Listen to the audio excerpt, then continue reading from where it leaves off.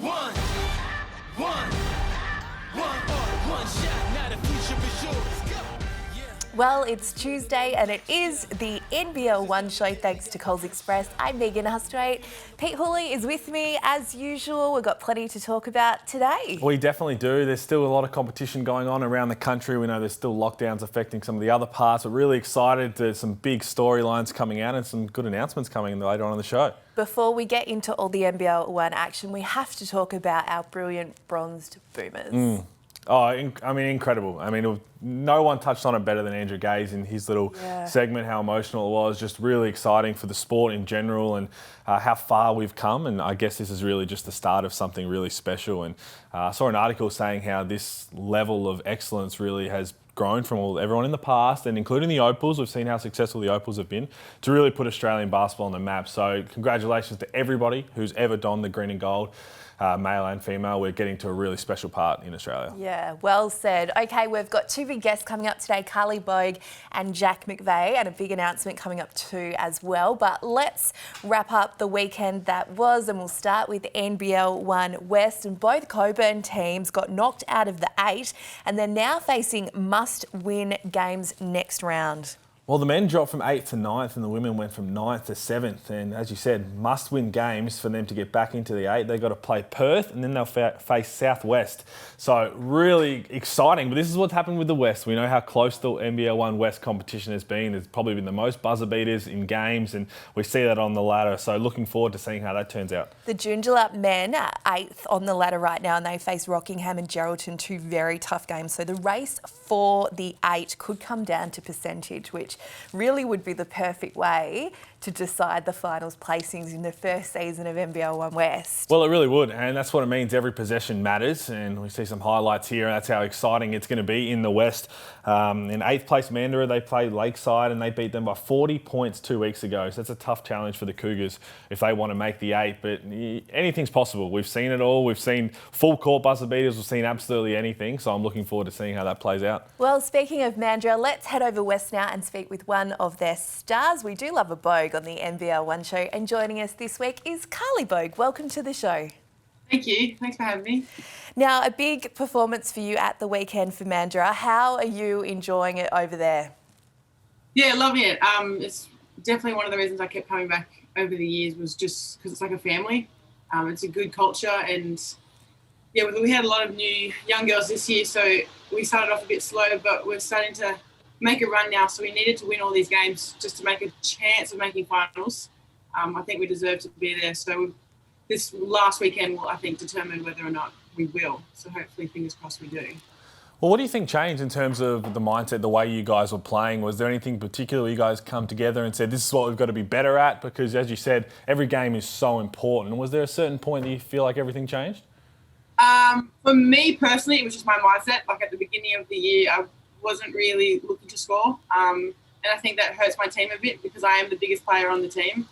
But then just as a team, I think towards the end of the season when we knew we could make finals, it was just everyone, giving 100% and how bad we really wanted it, because we do. We are a good team. We just had a slow start, unfortunately. So we'll be good next year too, even if we don't make finals. So. Now, you played against your twin Christina at the weekend, and last WNBL season you played with her representing Sydney. What's it like playing with and against each other? I'd rather play with her just because being twins, we have that telepathy where we just read each other, and we're basically the same player. So I know exactly what she's going to do. But then I guess playing against each other is also a good matchup. We try to keep it friendly but also competitive, and try to be happy for one another if I had a big game or she had a big game. But yeah, I don't know. Like, it's competitive, but I think kind of fun. But because I want her to do well, but at the same time I want to do well. So I think that's why I'd rather have her on my team.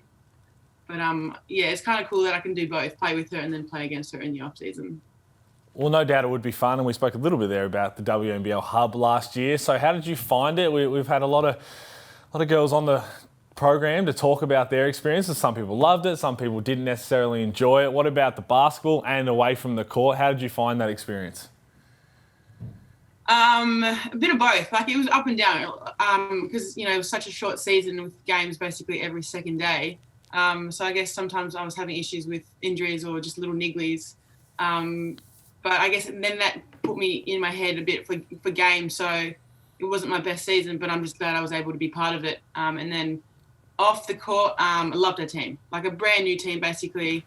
I knew a few of the girls before, but then after it was just, it was probably the best team I wanted to be with in a hub. Like, I wouldn't change it. The best team ever. One of the best teams. Will you be participating in the upcoming WNBL season? I won't be. I'm looking at joining the police force. So, I mean, it doesn't mean I can't take a year off and go overseas again or whatnot. But at the moment, the police force is my role, because I've wanted to do it since I was pretty young, and getting older and, you know, injuries and stuff, I don't want to wait too long to actually try and join and not be able to. So yeah, that's what I'm trying to do this year.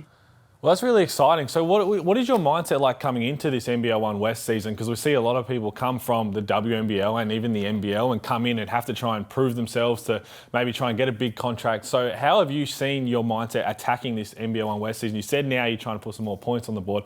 Looks like you're just out there having fun, and now it's starting to really show that what you're capable of. Yeah, so I always goal is to help win my club a championship, because they never have, and we were so close a few years ago.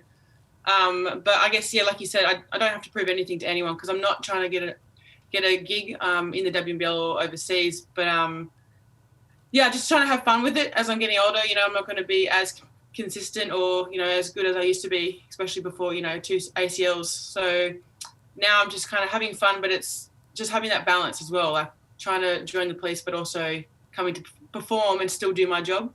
But I think it's just part of the culture here too. Like, it helps to have fun. Like, it's just a good team. Now, Carley, knowing Pete and I, I'm surprised it's taken this long I was going to leave it to you. to mention your baby next to you. We love a dog on the NBL1 show, and this is the best behaved dog we've ever seen. Can you introduce us? This is Bailey, little B. She's 6, and I don't think she's well at the moment. She might be a little B.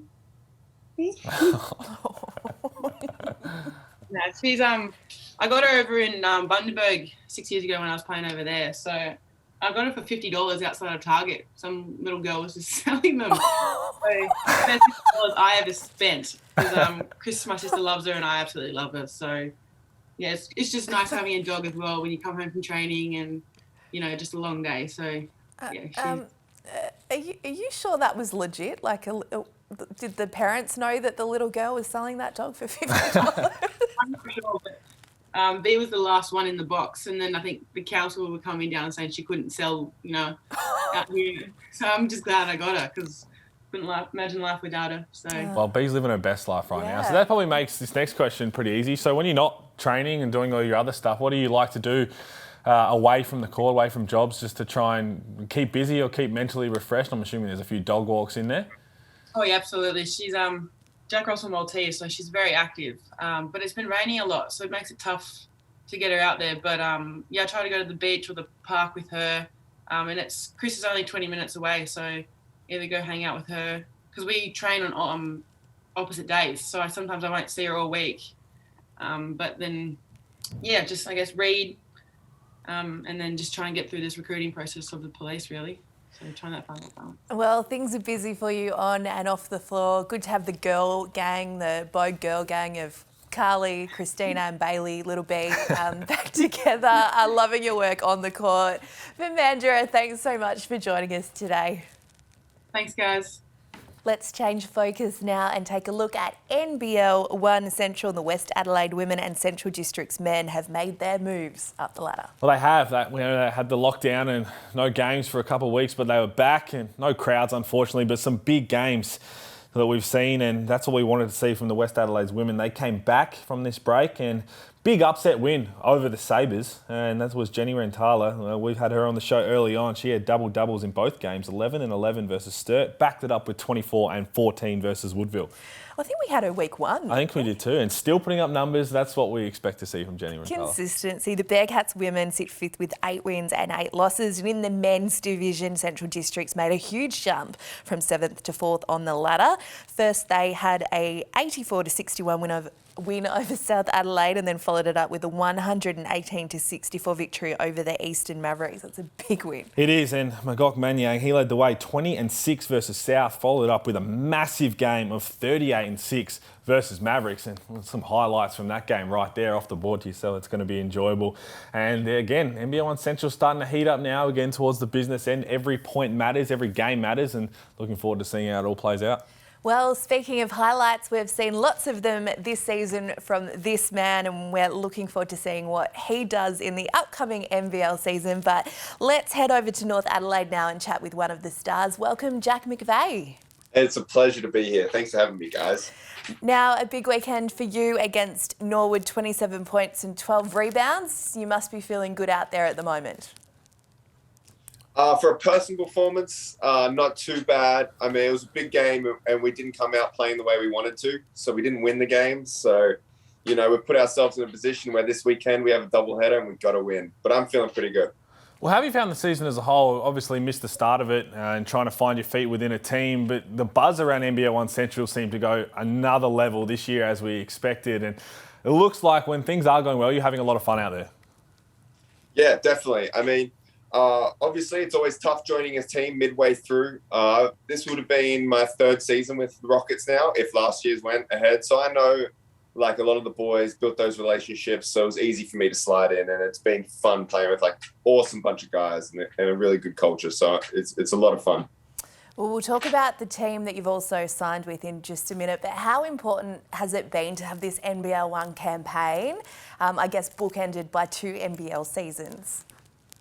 Yeah, a lot. I mean, you go out there and you get to play a different role, obviously, than what you're doing in the NBL. And the more, I think in Australia, we don't play enough basketball. You know, we work out a lot and have a lot of trainings, but there's nothing better than going out there and just having fun, playing the game we love. So NBL1 has been huge for me, and I just love getting to suit up every Saturday with my friends. So what is your mindset going in to the NBL1 season, especially coming out of NBL? We know how long the season was, especially last year. What is your mindset? What do you particularly want to work on? And I know you're probably going to say one-legged threes, but also where did that come from? And the audacity of you to be even doing that, let alone continuing to knock them down, is literally you going to NBL1 seasons just saying, I want to have fun and work on my game? That was my post-rookie year. I felt like I had a point to prove. So this was 2 years ago and I was going in to work on my game. But this year I really just wanted to win a championship. Like I really want to go out there. I've built a relationship with these boys and I just wanted to win. So as crazy as it sounds, that's taken a lot of pressure off me. Like it's easier to perform when I'm not worried about how I'm playing. Like I've got a good deal that I'm really excited about. So going out there, I'm just trying to win games. And the 1-footer just kind of comes with that, I think, when they're making, and I think it's a good shot and they're going in. So that's just trying to help us win. Now, you're rocking the forest green with your polo. You've signed with the Jack Jumpers. How excited are you to be part of the NBL's newest team? Yeah, it's a really good opportunity. I mean, I head down pretty soon to get to work, and it's an exciting opportunity, you know, new program. It's not often people get to start and build a culture from the foundation. So to join the Jack Jumpers, it's a really cool opportunity, and I'm definitely grateful and excited about it.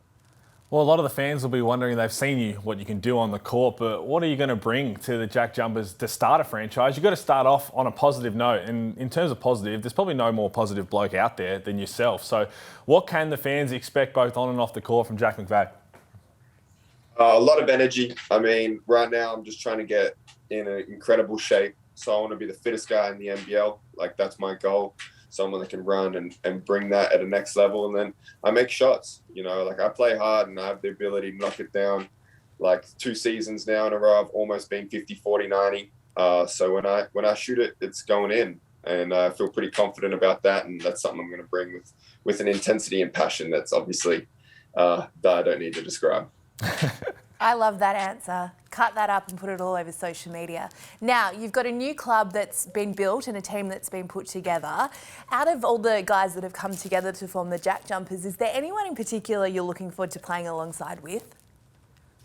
Yeah, there actually is. I'm a pretty confident guy, and I can't wait to have some shootouts with Clint Steinman. Like, I just want to, I love the art of shooting, like from just how to get good at it, the basics, and I just can't wait to pick his brain and talk to him about it. And he's someone I respect as like a premier shooter in the world, you know, bottom line. Like, he's one of the best catch and shoot off screens, moving without the ball.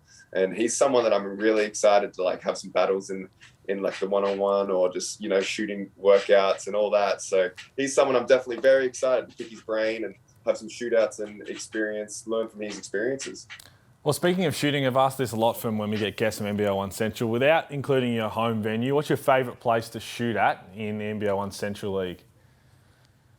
I think North Adelaide isn't the best. You know, it's a new arena that's beautiful. The rings are a little shaky. But in terms of shooting, I think Forestville, you know, shooting out there in Wayville is always beautiful. The floors are bouncy, so I always look forward to playing there.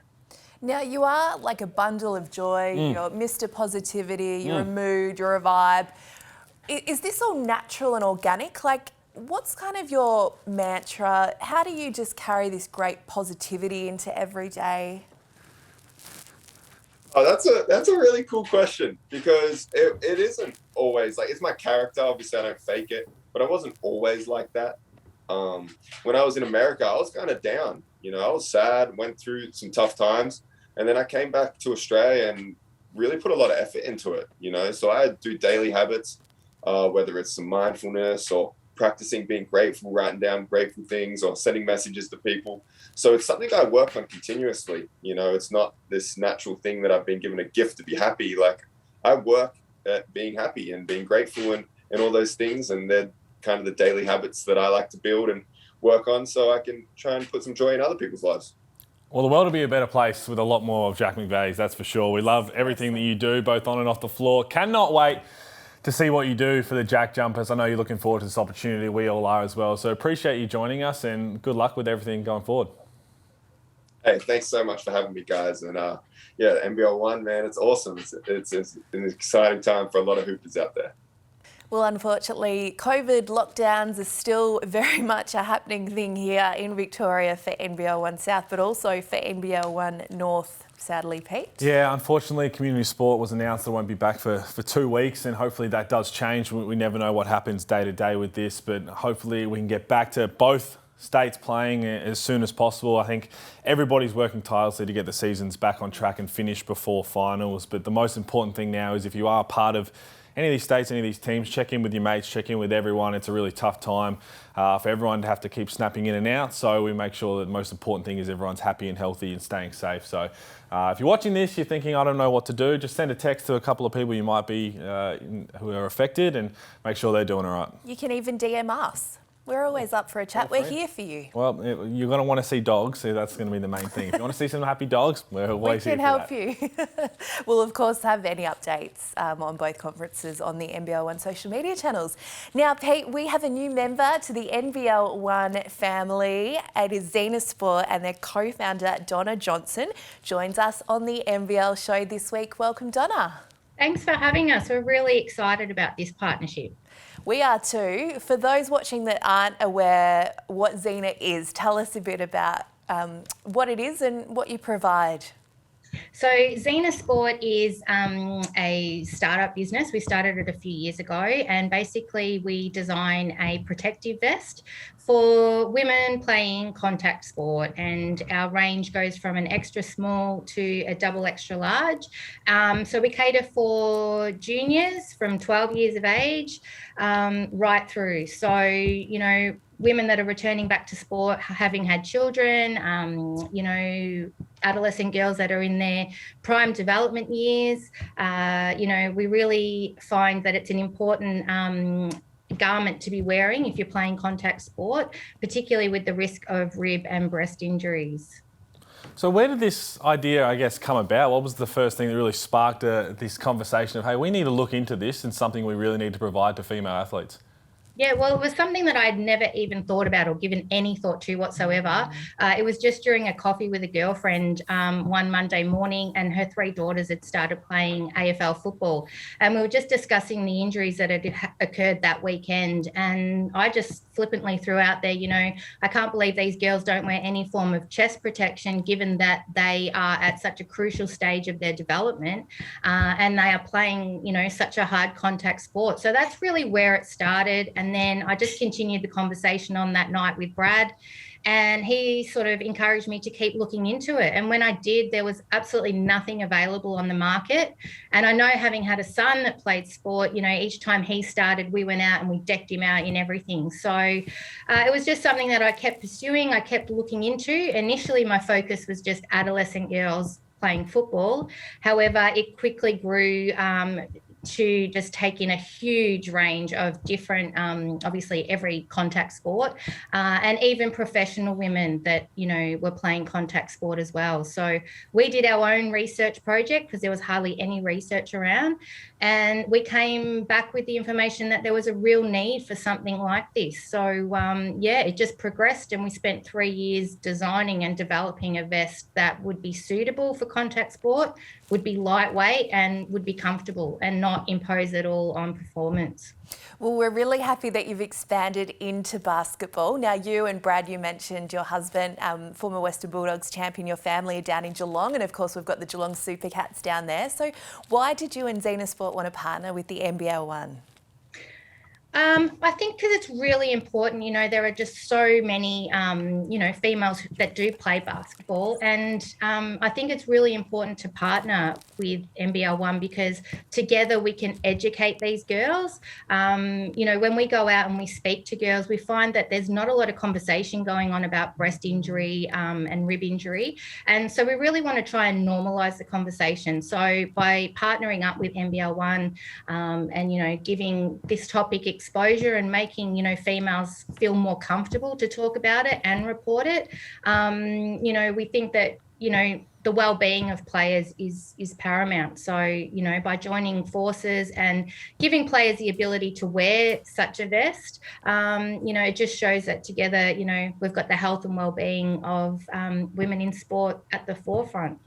Well, we're so happy to have you, Donna, and Zena Sport on board with NBL1, and we've got a special discount code. So Zena Sport is giving the NBL1 family an exclusive discount of 10% off all Zena Sport's products, being the protective vest. So all you need to do is go to zenasport.co and use the discount codes on the screen now. Donna, thanks so much for joining us on the show this week.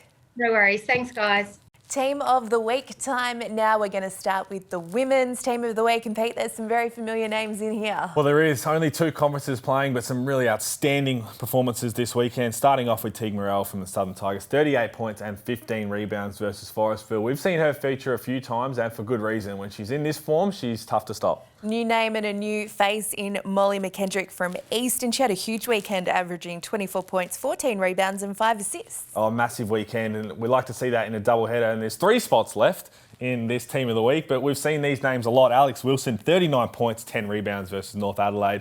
Continues to get it done week in and week out. And our guest today, Carley Vogue, 18 points and 16 rebounds against Perry Lakes in a loss, and then 28 points, 12 rebounds against Perth. Oh, and another game, 18 points, 13 rebounds against Rockingham. Really big, and look, enjoyed listening to her and what her future holds. And we're not done. You might think we're done in the team. We've got one more. Alex Sharp from Willerton. Big triple-double, 27, 13 and 11 assists. And we've seen her pop up, and when she gets rolling, another one, it's extremely hard to stop. But we're not over just yet. It is time to announce the men's team of the week, and kicking us off from Forestville is Greg Mays. Greg Mays, we've continued. He's highlight machine, but he had 25 points, 6 rebounds versus the Tigers.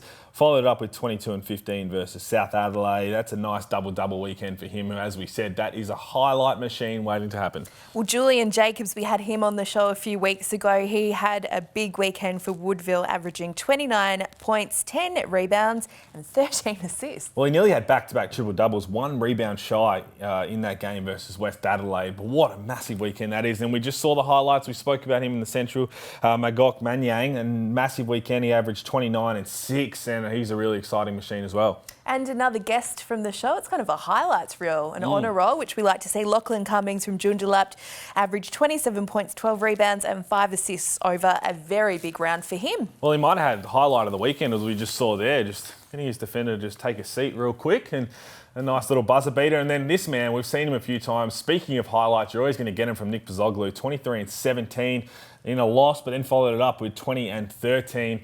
That's a man who needs to get a contract. Some NBL team has to find a spot for Nick Pozzoglu. He's been around a while, continues to put up good numbers, and I love seeing what he's doing. Someone do it. Well, I'm not his agent, I'm not a coach, but I think he's a man who definitely deserves that opportunity. Contract watch. Maybe we'll introduce that hashtag to our socials. Speaking of socials, you can find us on NBL1 across all social media. And if you'd like us in your inbox each week, who wouldn't? Jump onto our website and subscribe via the form at the bottom, Pete. That's what you're going to do. All the latest news. We'll get all the lockdown news with what's happening in South and North. But more importantly, a lot of dunks, a lot of buzzer beaters, ankle breakers. So jump on the socials. Love to see it. Stay safe. We'll see you next Tuesday. Yeah, I was building on a lecture. Verses coming daily under pressure.